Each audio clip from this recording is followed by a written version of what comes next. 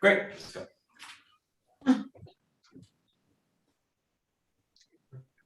Great. On yes, man. Yeah, perfect. So just loosen off a little bit. Just shaking it now from the ground up. Yeah. You could sneak in if you want. Other people have their partners come into the video too.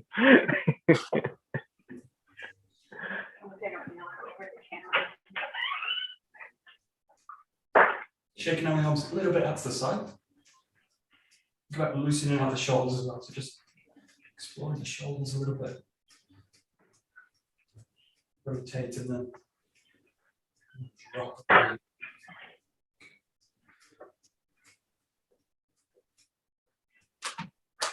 Right up at the top. There we go. Just let the arms, wrists kind of rotate as well.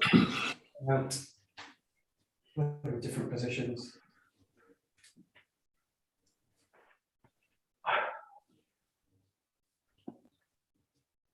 We're just going to swing the arms front and back. Keep that kind of bounce going with the body. You want to raise about shoulder height. And just exploring the shoulders. Let them rotate. Flex.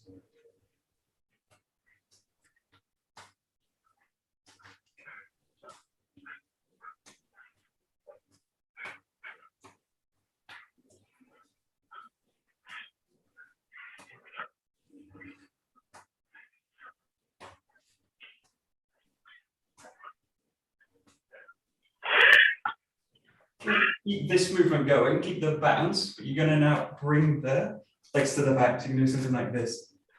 You want a bit more active. You want to get to opening the legs out a little bit. You're going to do a little bit of a kneeling work, not as you go.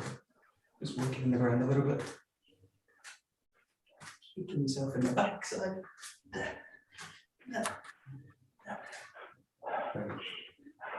Right. Perfect.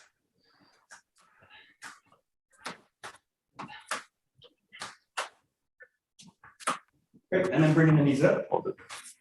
This morning, raising them up, sitting down.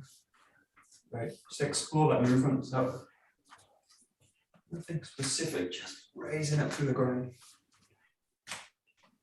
pulling up through the hip. Right, good. Just use the arms however you like. You can think about them kind of pulling into the body. You can think about them stretching out a little bit.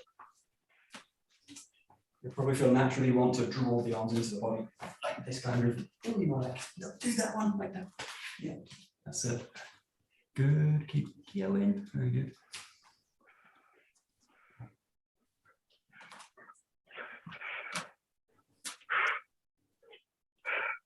Right.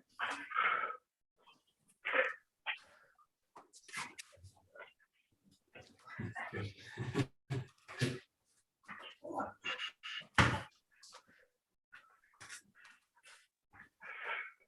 Great. Yeah, the main one with this, I used to do a little bit of kickboxing, so, and the main thing we used to do in that was to augment the power, was to come out of the ground with the body. So you would basically push out of the ground with the back leg, that kind of way, into the knee or into the kick. What I want to do is the opposite. So you can try that.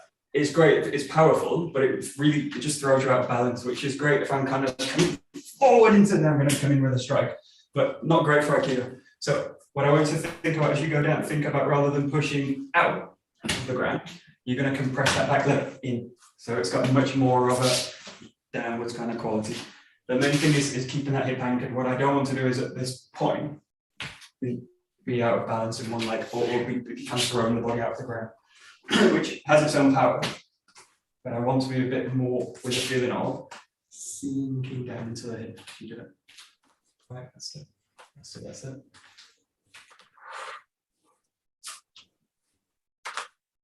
All right, that's it.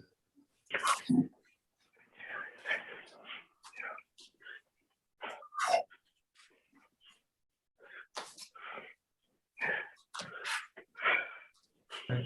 Very good.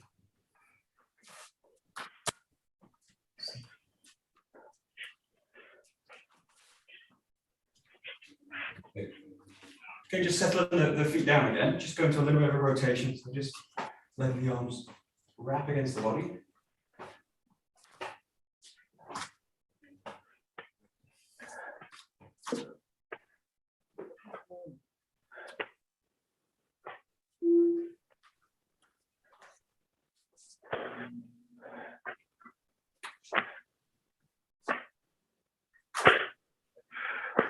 Okay, just try that. This is fine. And sometimes I do this in the morning when I'm doing the kind of the more of the 𝒍𝒂𝒐𝒗𝒆𝒓 stuff, or these these kind of movements. You can basically get away with it, or you actually want the body to be kind of loose and to kind of loosen everything out. This is kind of what you're kind of looking for, the body to do this kind of thing.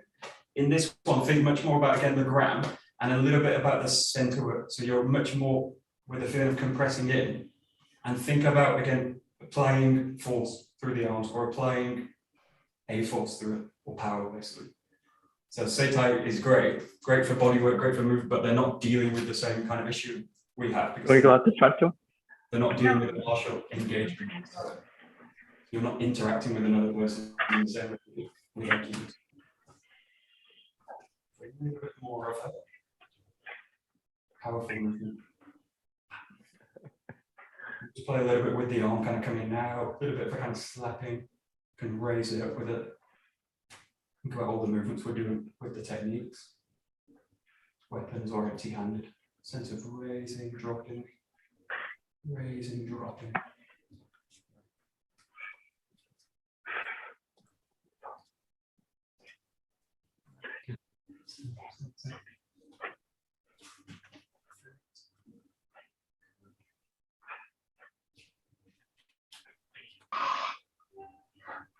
Great.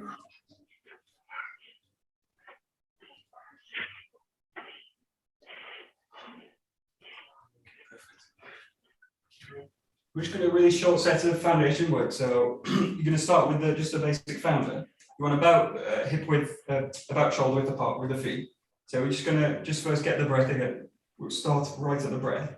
Sense of lengthening through the spine. Just 3 nice deep breaths in. So in about 5 seconds, and then out about 5-6 seconds. Ideally, you want the breath out to be a little bit longer.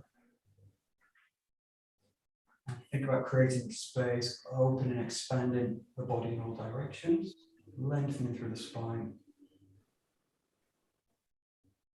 One of the trainers gave a really good tip, which is like, imagine the breath out, it's like you're blowing a candle out in front of you.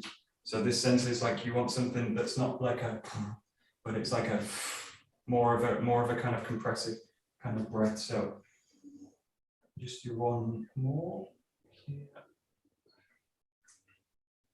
An extension. As you breathe out, you're just going to slight bend the hips, hinge back, start to draw the knees back, opening the arms, pulling right back.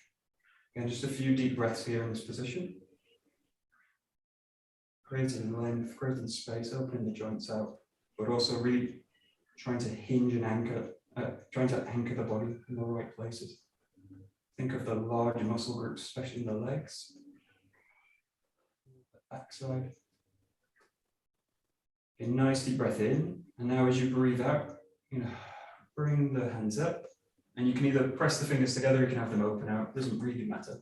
Anyway, the main thing to avoid here is hyperextending the spine in this kind of position. So again, keep the sense of the chest being long. Imagine that the top of the skull and the tailbone being pulled away from each other without this kind of thing happening. So imagine a line through, as if you've got a geo stuck to the back of the body. Like this, and it's kind of pressing all the way up. But it kind of make the back kind of split out of that alignment. So just play with that. Now, what I want to keep that position again without adjusting anything in the chest. Pull the hips back a little bit further and raise the hands up even a little bit higher, 5-6 centimeters. Nice deep breath in here. Okay, release it, and you're going to drop all the way down, hinging all the way with the hips, all the way, all the way, all the way. And then right at the end, just let the top of the spine curve with the head. Use this as a bit of a rest. And then what I want you to do is just walk the hands forward, a couple of hands width, just so you're in the fingertips. And now just think about stretching from the back heel all the way up through the hips. So you're going to pull all the legs right up as if someone's behind you, pulling the hips up. And you want at the same time, pressure in the fingertips and pressure down in the feet. So you're creating length, but also pressure through the system. A nice deep breath in. Breathing out, you're going to bend the knees, come up to the shins, straighten the back. So again, you're looking for that alignment through the back. And then as you do this, think about keeping the arms straight and just draw them up with the hips, drawing up with the chest, drawing up with the head, everything up together. And then straight back here, and then just coming back into a standing position. So natural, just shake your hips out a little bit. Great. And we'll just take this into a nice wide lunge. So you want the back heel off the ground. We'll do it this way. Once you get the back heel off the ground, the first thing to check is get the hips really square on. So don't let the hip go into a hand move kind of position. Feet on like train tracks. And then you're just going to do here, again, lengthen up, slight pull back of the body. Yeah. And then all I want to do is just start a slight side bend away from the back leg. Lengthen Away from the back. Not a big side bend, just a little bit. Great. Coming back.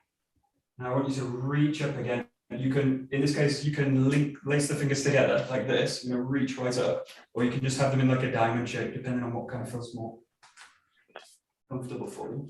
And then what I wanted to do here is give a slight backwards bend from the hips, yeah, and then slightly side bend away, again, away from the back leg. Nice deep breath in, reach up as high as you can. Trying to keep that length through the whole spine. And now just use the ankle, the back ankle, just to mobilize yourself into a little bit of a spiral. You've got a slight back bend, slight side bend, and you're just going to mobilize all the joints from the ankle. So if you're pulling up a nice tight string as you do it, that's it.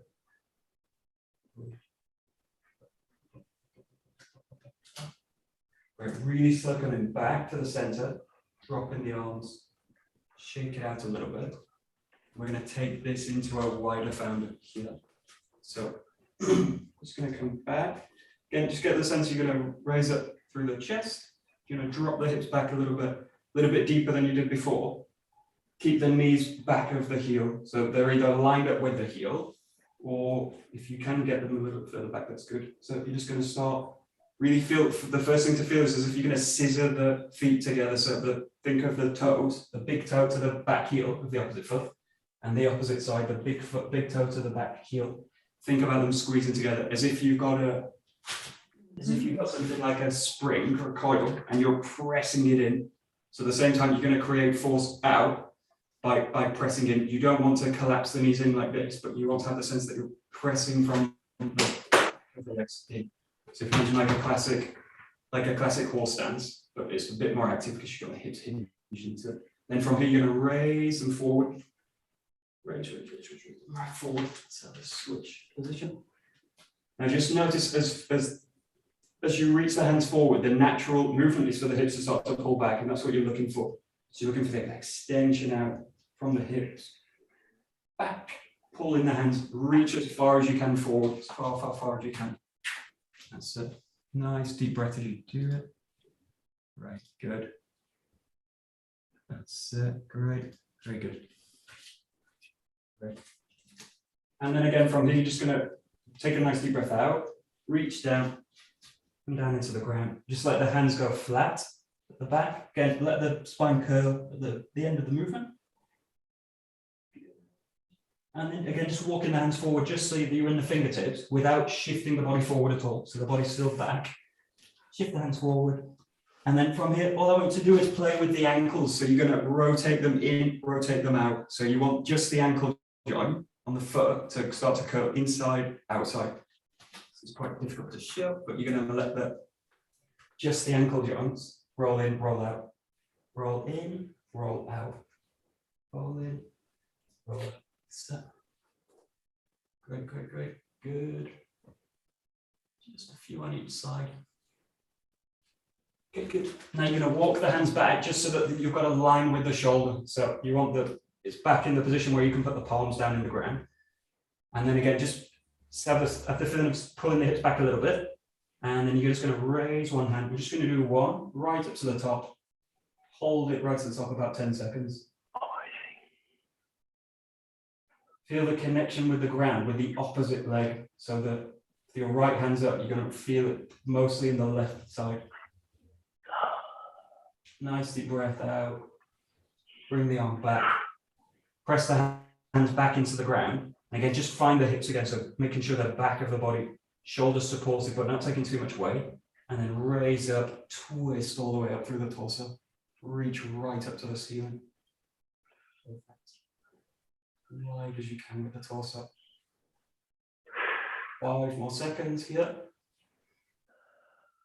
Good, slow breath out, bringing the hands back, pressing them back down, resetting the hips. Great.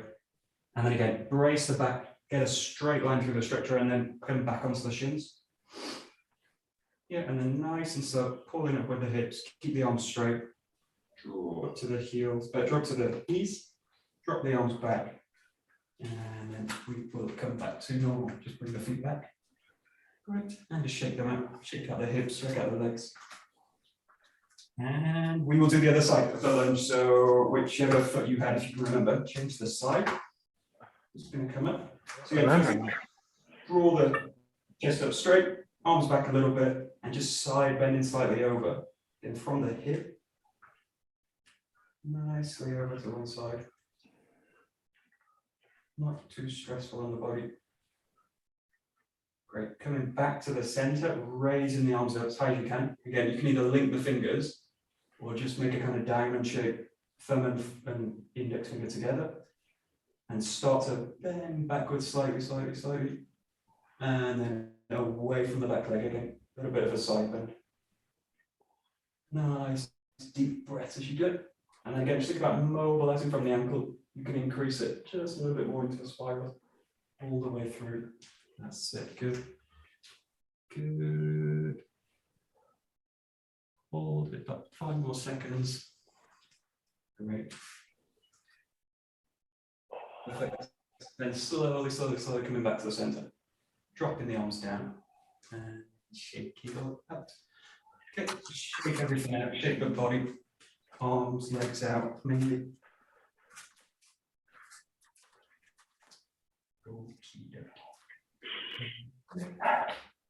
Okay, we're going to do some exercises, just working from the knees first. So if you've got a yoga mat, it's probably fine. If you have trouble with the knees, we'll just change it. But if you can, you just want to come down into a 𝒍𝒊𝒂𝒕 position.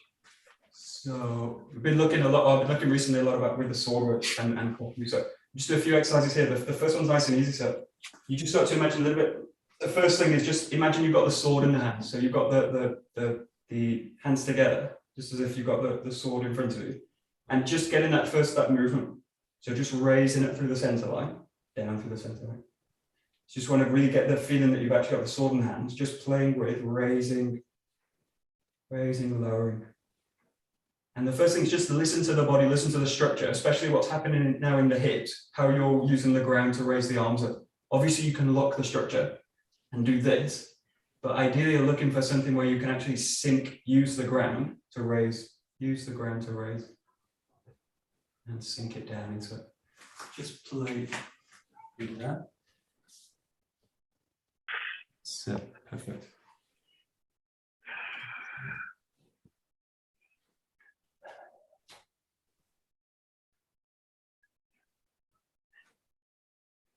All right, good.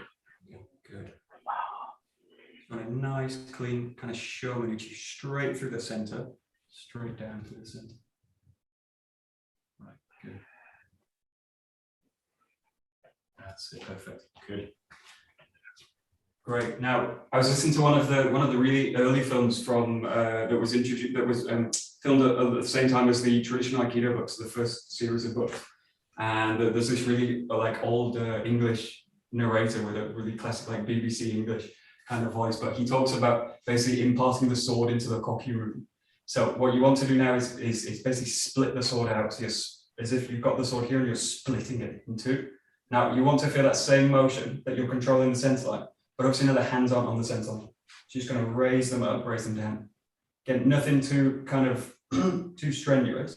Just want to get the feeling of raising and just listen to what naturally kind of happens in the body. So if you do it without power, without strength, and without speed, you'll probably notice the sense of the raise is going to have a sinking down. The main part for us in terms of Taijutsu work is the raise up in terms of the structure we're looking at just for now. Just get that sense of raising down, sinking them down.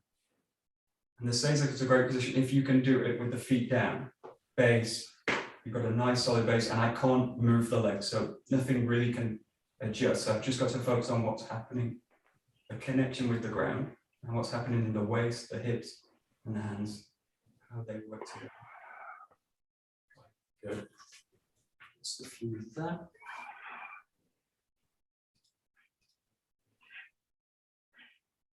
Yeah, toes.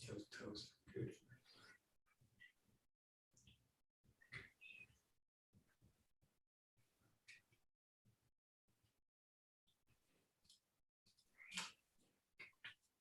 Yeah, the other thing to listen to is just notice, this is a tricky one to see. If you can see yourself on the camera, it's probably better, but you want to notice two things. One is whether one hand's come in further than the other, faster than the other. So the hands are kind of separate from each other. Or the other was that I have a tendency start to turn the body into. So this comes up especially with us because we're working all the time in Hanmi. My tendency is to start to engage the hips forward, shut the shoulder forward. You don't need to do any of that in this position. So just keep the hips, keep the shoulders square on. So you don't need to worry at all about kind of Hanmi engaging the hips. Just raising, lowering, raising, lowering. Right, you want to be as kind of symmetrical as possible. Come in. Set. Good.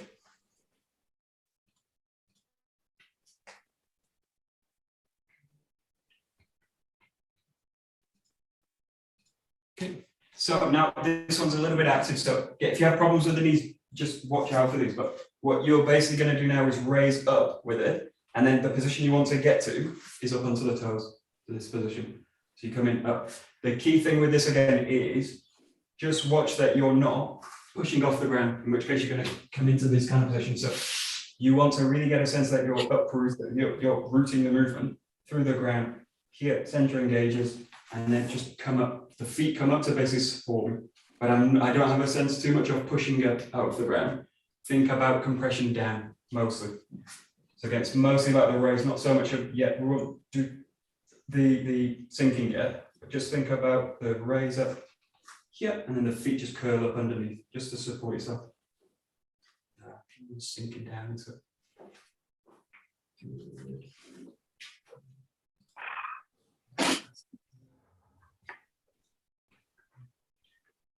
Cool.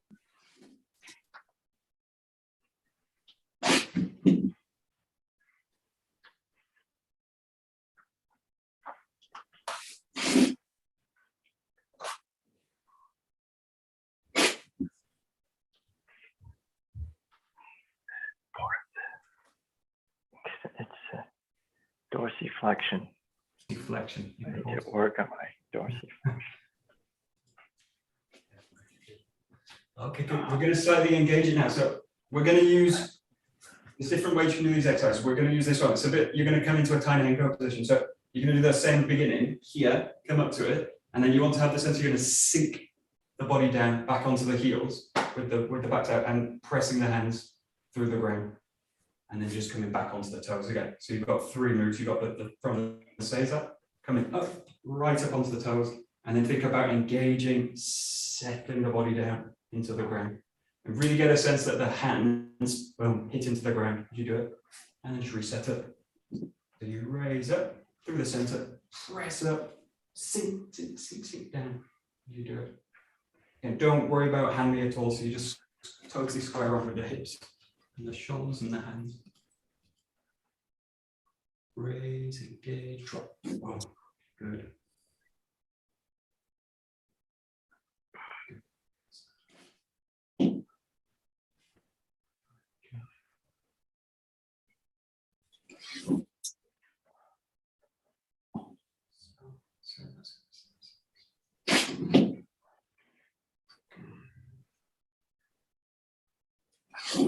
Very good. What about dorsiflexion?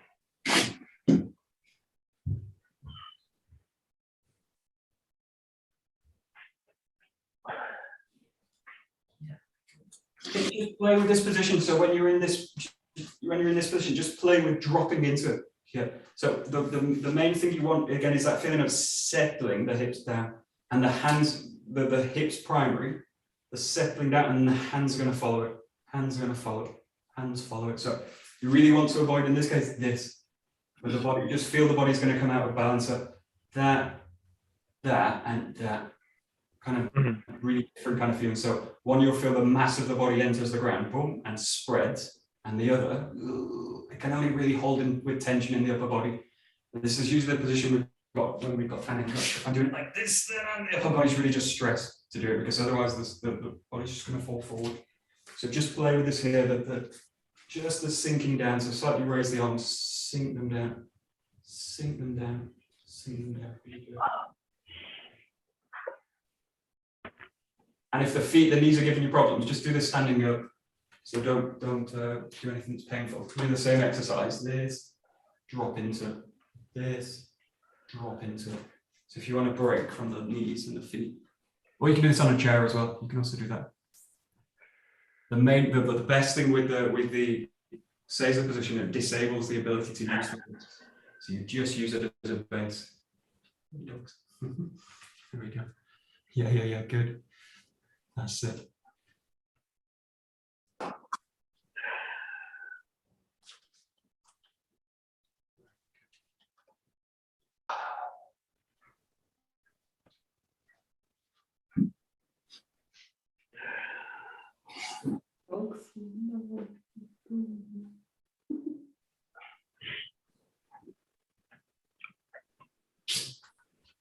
Yeah, great. So the main problem with us, especially when we go into this grounding work, I'll show from here, this is probably a little bit easier. The main problem we've got is that when we ground now, we lose the extension. So what happens is something like this. So I'm basically just pushing down into the ground, and then there's no sense of extension out in the arm, so I've lost that. So what you want to feel, just feel now, as long as you can maintain the structure, think about extension out through the joint. So you've got a sense of, there'll be an actual extension. If you think about like any kyo position or anything where we're extending out away from the body, but you don't want to be in these kind of positions. It'd be like using the sword in this kind of way. So you want to open, expand the movements out, and just find the limit of it. So obviously there's always a limit. I don't want to go past it in terms of the structure. Just play with dropping into it. So maximum grounding, but also maximum extension as you do it. And it's the same if you're doing it down. Just think about coming up and then dropping in. But I want a sense of extension out. Extension out. Yeah, good. You do this kneeling, you can do it sitting, you do it standing, whichever's more comfortable.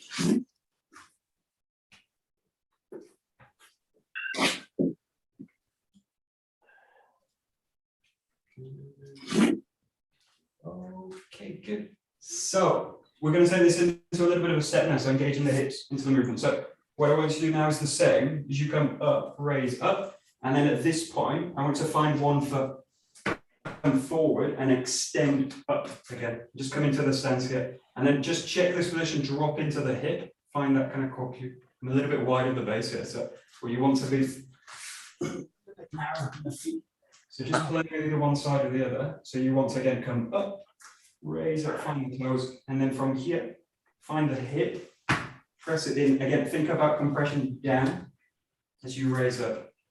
Yeah, and then just drop the hands into it. Back into it. And then you can either do the same side or change. Choose. Yes.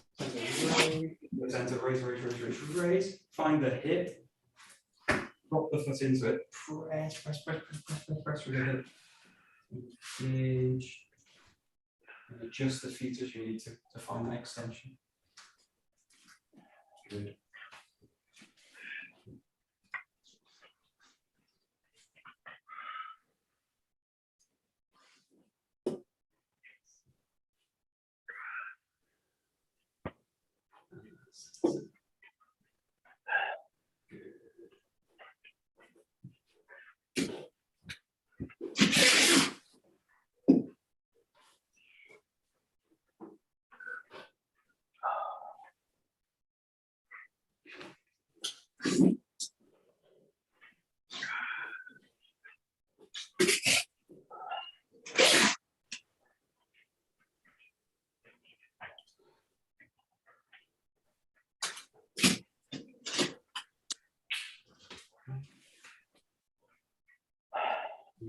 Good. Great. So we're just going to go now just from a standing position. So give the knees a little bit of a break.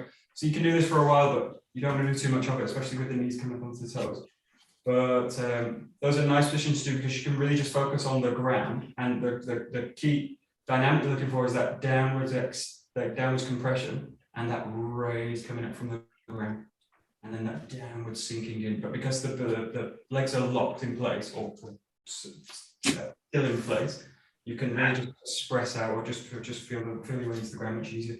But we're going to the feet now. So like this. We did this just like the first of the reset. You start in your hammy like this. You raise up with that movement. Again, think about the compression down. Compress down as you raise the hands up and then sink into the movement. So it's really just like you're doing with the first group. If you want to get into this exercise, just use it as if you've got the sword. You come up to the top and then settle into it. To the top, settle into it. And then it's the same as with the arms expanded, split out a little bit away, and then dropping in. Exactly the same body mechanic. Right. Good.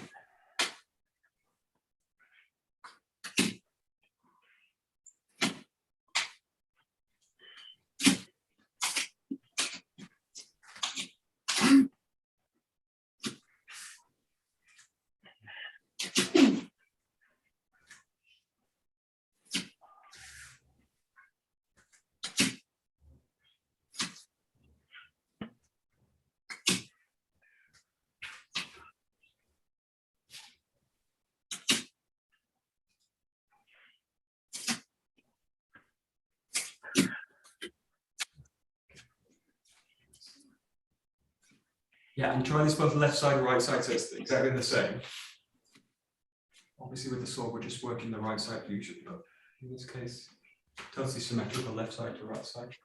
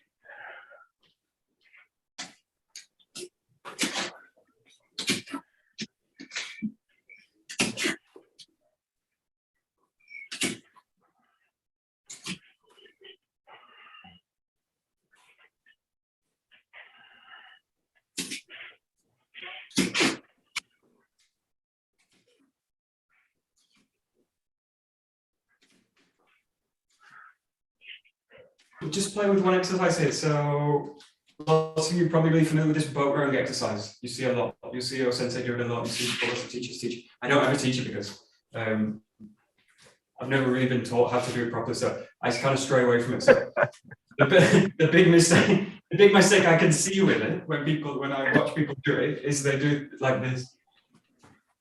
So they're shifting the body like this, right? I don't really want to do that kind of thing. So what you're looking for now, don't think about the boat rowing exercise. I shouldn't have mentioned it, but have the feeling you're actually, what you want to think about is, I think about shopping trolley. So this is one you can use. Boat rowing, I don't know anything about. Pushing heavy shopping trolleys is something you're kind of probably used to. So get the feeling how you would do this. You can obviously do it by shifting the hip, pushing with it, right? But again, it's just taking me out of bounds. I'm going out of structure. And then what you want to think of is just to push out. But think about rooting ground in the hips and pressing it away from you. So you're not looking to walk with the trolley. You're just looking to press it away from you here, but maintain the center. So just the press out, press it away from you. Just that. But really imagine it's heavy. So you can imagine a shopping cart, or you can imagine a car, or something that's got a lot of weight behind it, but it's also movable. Right. Yeah. Right. I think that's not. And if you've got a natural object you can use, I've not really got anything I can use.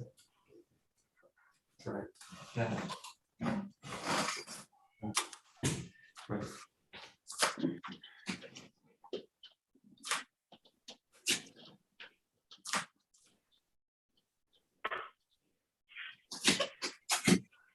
I can show you.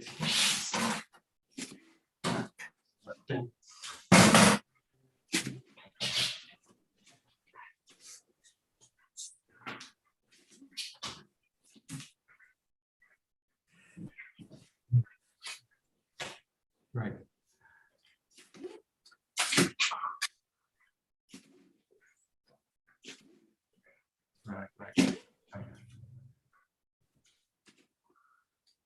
Right.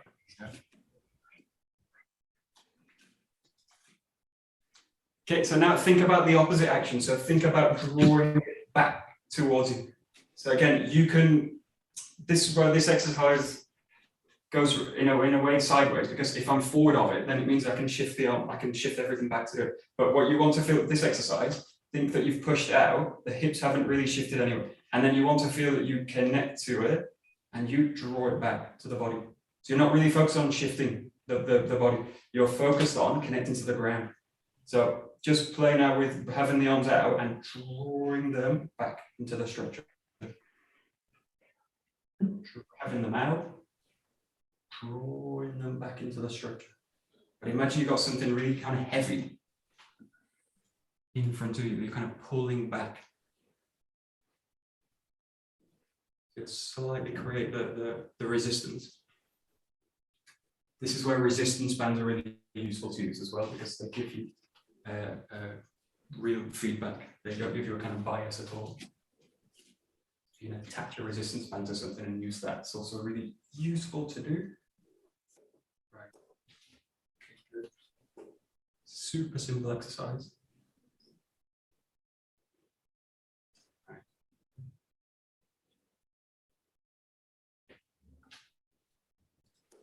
Okay.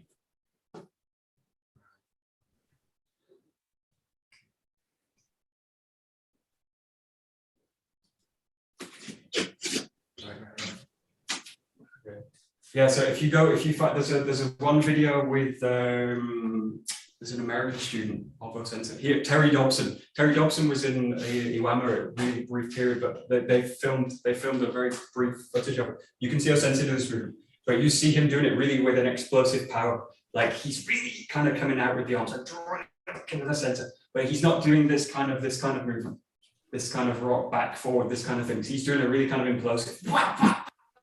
And Terry Dobson's kind of trying to figure out what the hell he's doing and kind of struggling. But if you can, I'll send the link out. But if you can find it, it's a great video. But just play now. Again, don't worry about that Tori feeling, but just the feeling of the hips, the hands drawing. But bring these two movements now together. So play with both sides, play with both hips, but just play with the sense of pushing out, drawing in, pushing out, drawing in, pushing out, drawing in, So you can work in any kind of range with it. Play with the hand position a little bit.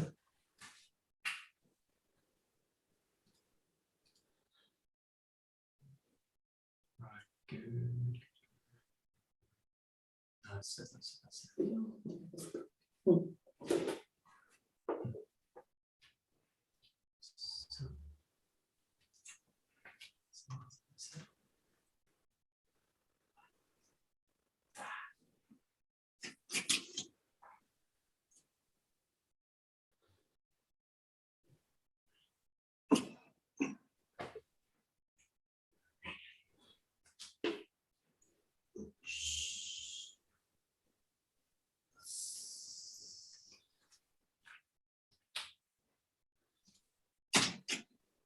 Great.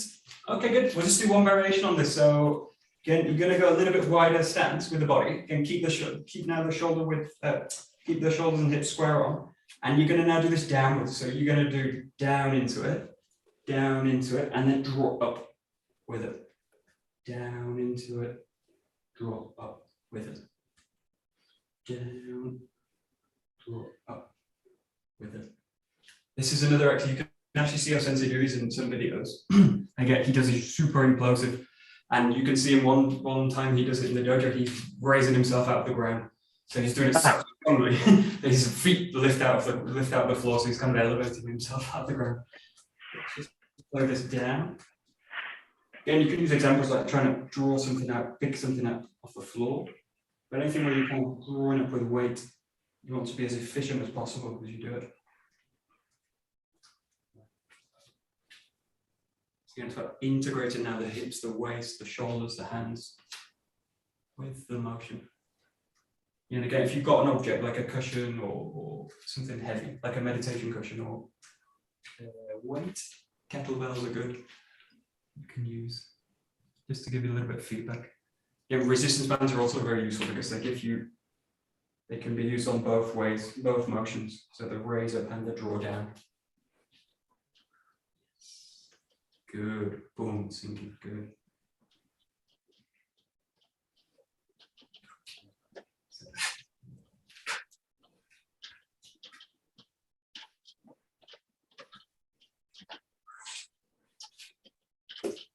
Yeah, just one thing with this one, when you think about here, you're bending the knees, you're coming to this kind of position.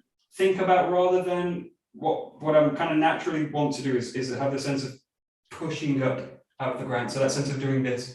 Again, I'm going to create tension in the body, and especially in the front of the legs. If you think about all this foundation training, what it's great at doing is really activating the back of the body, so all this posterior chain of muscles through the back. So what I want to think about is you do this, the knees are bent. Think about pressing them back as you come up. So rather than pushing up, think about the knees hinging back as you come up. So you're thinking as much again about the back of the body, but not so much about that. Although obviously parts of the movement, think about that compression up through the back. If you do it. You also think of yourself like, also this is a useful image, is to think of like having a really heavy rucksack on the back, with someone on you, a heavy child wrapped around the body, the back, also useful. Right. Drawing up, yeah, good. So it's super easy, but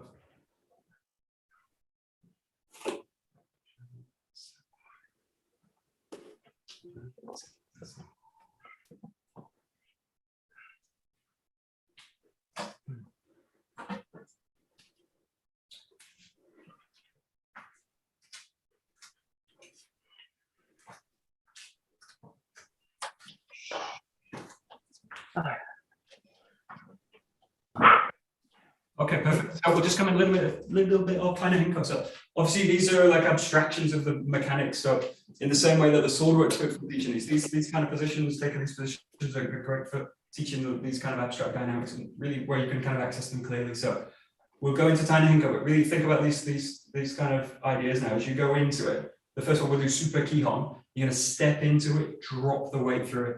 So you want to really have the sense that you're dropping into it. The feet are really grounded in this point, sinking down, and then here find the rotation, back find the extension, and then coming back into here. So that first step really crucial in this case. The 𝒂𝒊𝒔𝒄𝒂𝒕 dropping in, sinking the weight down, and then rotating through the back, find the extension. Chin out, down, extension. Good.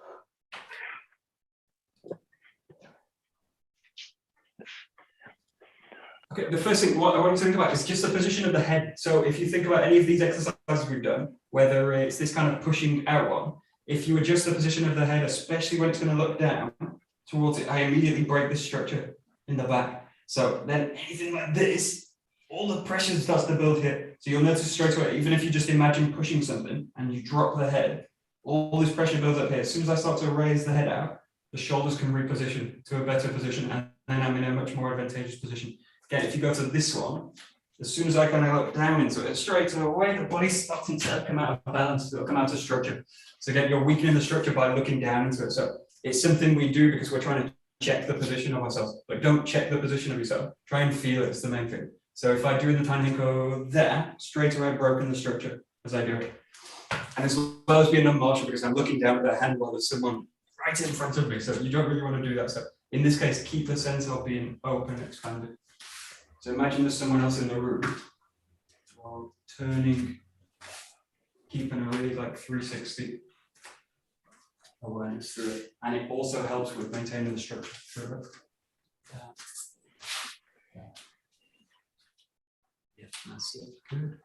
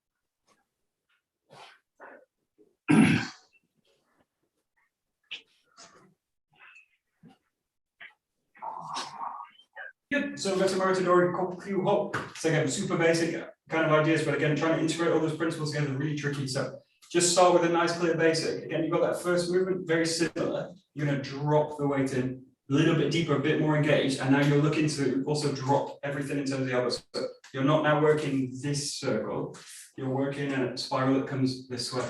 So think about now dropping, side of this kind of saying, dropping the shoulder, the elbow, the hips, the mind, or the feeling. So you want that sense that everything's going to kind of cascade down from the center as you drop in.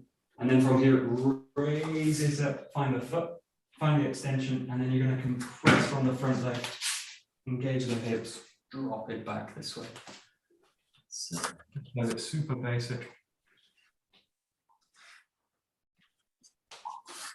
Good.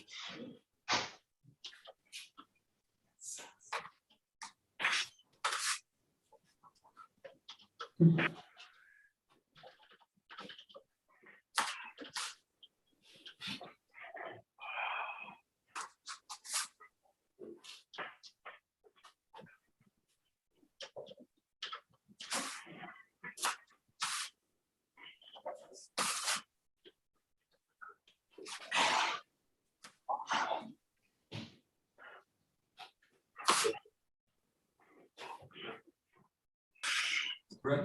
So this is one of the secrets of Aikido, one of the focus of Aikido is obviously this idea of irimi. So entering into the space of the other person and actually dominating the space. This originally comes from a sword school. The idea is that irimi entering to because I'm trying to occupy the space. And because you can't occupy the same space as well, if I dominate the encounter, I control it. So this idea of irimi was taken out from the sword school and developed by as well. And one of maybe not an innovation of his work was this idea of the tenkan as well. So it also came from another art, but the idea of bringing these two things together. So the irimi and the tenkan coming together in the same movement. So there's one saying which is about you can't have a irimi without a tenkan, and you can't have a tenkan without an irimi. So what I can't do in this case is something like this. I can't start the rotation as I do the technique. So I need in the beginning of this, especially an irimi. So I'm entering into the space. What you just can't do this. If someone grabs you strong, I can't just rotate through the structure.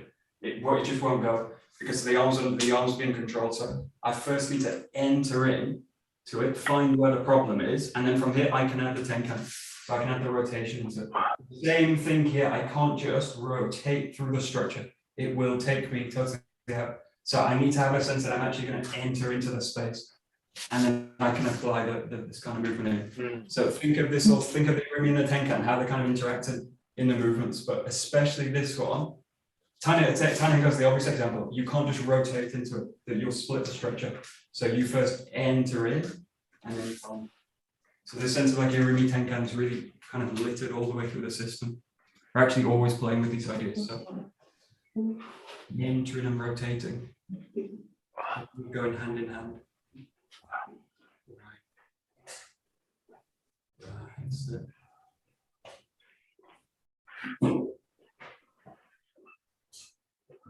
That's it. Good. Oh, good. And it's also this lesson. It is a technical thing. It's also an energetic thing. I want to feel that I can actually engage with the person. So I go into it rather than feel like, oh shit, they're here, and I want to kind of get away from them in a way. So it's not, Aikido doesn't deal with like escaping the person or trying to get away from the encounter. He really deals with this idea of engaging in and then going into it. So it really goes, Aikido is always going into the problem rather than trying to escape it. So trying to pull it back away from it. So this is clear, it's like when you go into the sword work. So either I get the sense of I'm being pulled back, or I get the sense that I'm actually engaging in with the person through the technique. Very good. Right. Yeah. Nice. Very good.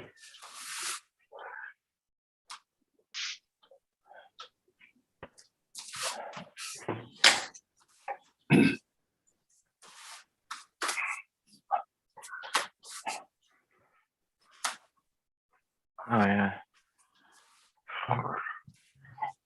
So we'll just finish with one technique. We've not got a lot of time. So the classic is the Ruby Nugget. So this again, if you can explore this in any technique, or whatever. We'll look at Ruby Nugget, this is the clearest. So we'll go into a 𝒊𝒏𝒕. So you raise up to the start. Again, you've got an Urimi coming in. You got a second, then I'm going to step straight in here, and then I'm going to find the rotation to the back, and then engage in, find it, come back down with the technique. So again, exploring 𝒂𝒄𝒄𝒖𝒊𝒔, exploring the body work. You're going to engage in the 𝒊𝒏𝒕.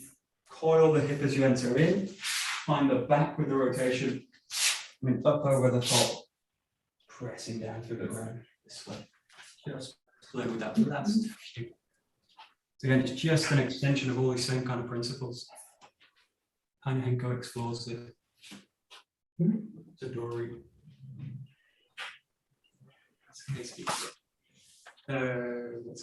Ruby Nugget. Thank you. Ruby Nugget.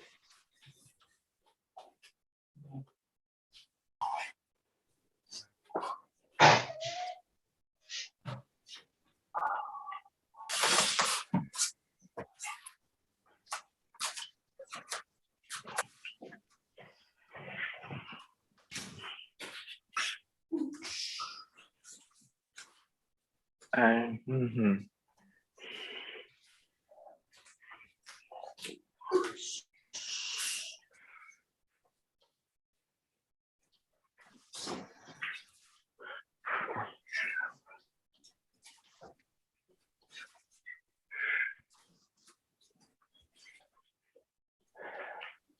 Okay, good. And then just play with one idea. So if you ever do anything like free play with this, and especially with 𝒌𝒻𝒂𝒂𝒃, or just kind of freestyle attacking kind of thing, you'll know getting to someone's back is almost impossible.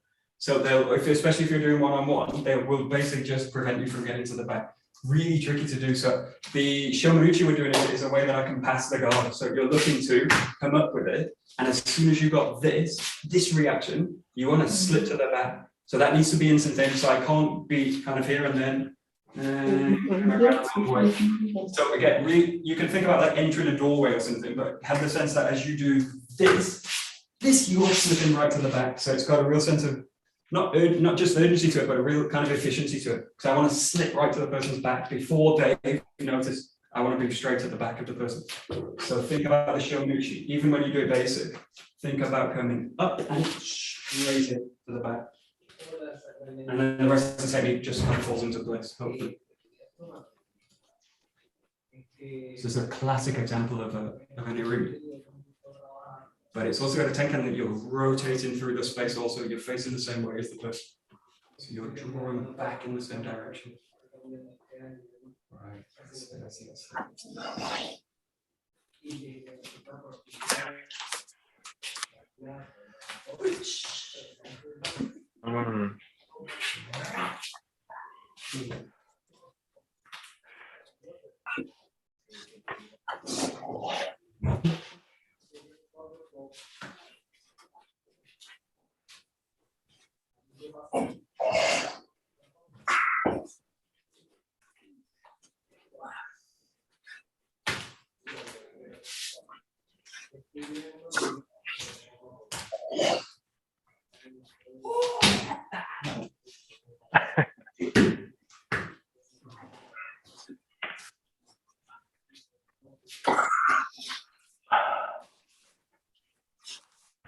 Great, last 30 seconds. Just play with this. It's not a technique, it's just an attempt. So as you do this one, it's the same footwork. You come in, you find that irumi, and imagine you're going right to the back of the person, you're striking with the back of the head. Really not a nice technique, but it's a really clear attempt in the technique. So you'll come up as you come in, you're striking right through the back, right to the base of the skull. Really not a nice technique. So you've got this, but it really teaches this classic dynamic. You come in, find it, rotating into it. This will force you also to kind of rotate into the movement. So last 30 seconds, just play with this. Raise, enter, strike. And using the ground all the time.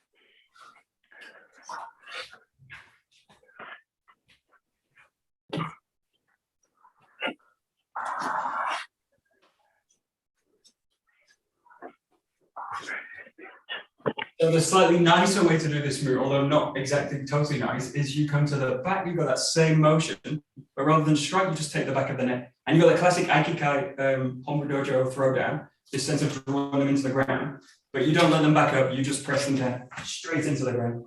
So you take that same angle, this rather than strike them, you just take the head open, take whatever you can, and then take them out down into a spiral. So that's the nice way to do it, rather than striking the back of the head, which is really fatal. Not so nice. Right. You control. If you ever get in this position, hopefully not. Right.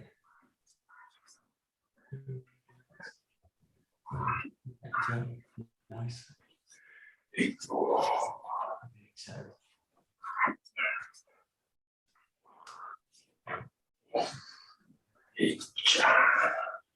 Okie dokie, perfect. We're out of time. There we go.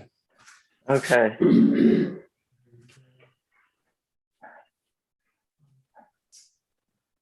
はい。どうもありがとうございました。